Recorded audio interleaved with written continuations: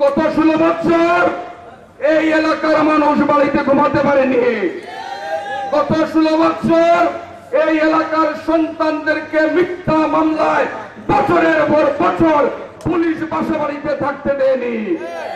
গত 16 বছর আমাদের পিতৃতুল্য অনেক মুরব্বিয়ান আমাদের দলের নেতা কর্মীদেরকে হয়রানি করেছে, বেইজ্জতি করেছে, জেলে পুরেছে।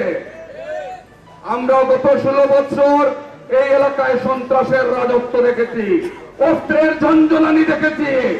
কিছুদিন পূর্বে আজকের অনুষ্ঠানের প্রধান অতিথি বলেছিলেন 33 নং ওয়ার্ডের একটি জনসভায়, সেখানে বলেছিলেন উনি গাড়িতে বসা ওই এলাকায় ছাত্রলীগের সশস্ত্র সন্ত্রাসীরা প্রকাশ্যে দা উঠিয়ে মিছিল করছে। আমরা সেই সমস্ত দিন পার করে আজকে একটি কোথায় এসেছি? স্বাধীন বাংলাদেশে এসেছি। আমরা কি পরিপূর্ণ স্বাধীনতা পেয়েছি? আমরা এখনো পরিপূর্ণ স্বাধীনতা পাইনি। গতকালকেও সেই ফ্যাসিস্ট শেখ হাসিনা যিনি পালিয়ে গিয়েছিলেন, উনি হুঙ্কার দিচ্ছেন তিনি নাকি আবার ফিরে আসবেন।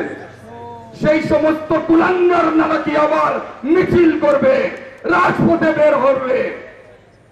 যারা আমাদেরকে ঘরে ঘুমাতে দেয়নি, যারা দেশনেত্রী বেগম খালেদা জিয়াকে চিকিৎসা করতে দেয়নি, যারা আমাদের তারুণ্যের অহংকার জনাব তারেক রহমানকে মিথ্যা মামলা দিয়ে আজকে 2 যুগের থেকে বিদেশে নির্বাসিত জীবন যাপন করতে বাধ্য করেছে, তারা নাকি আবার ফিরে আসবে।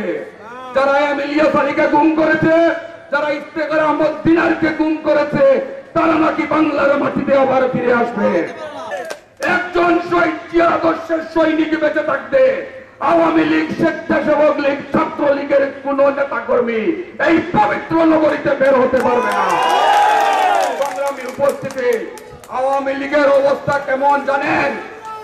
আপনারা দেখেছেন গরু যখন জবাই করা হয় তখন তার দেহ পুরোপুরি নিস্তেজ হওয়ার আগ পর্যন্ত লাফালাফি করে। দেখেছেন মৃত্যু নিশ্চিত হওয়ার আগ পর্যন্ত যে লাফালাফি, সেই লাফালাফি এখন আওয়ামী লীগ দেশের বাইরের থেকে হুঙ্কার দিচ্ছে। প্রতিরোধ করে তুলতে হবে, প্রতিবাদ করে তুলতে হবে।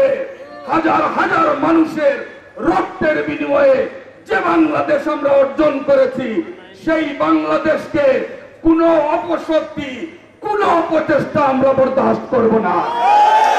এই আন্দোলন সংগ্রামে আপনারা সচেষ্ট এবং সংগ্রামী ভূমিকা রাখবেন, আমরা সেই প্রত্যাশা করি।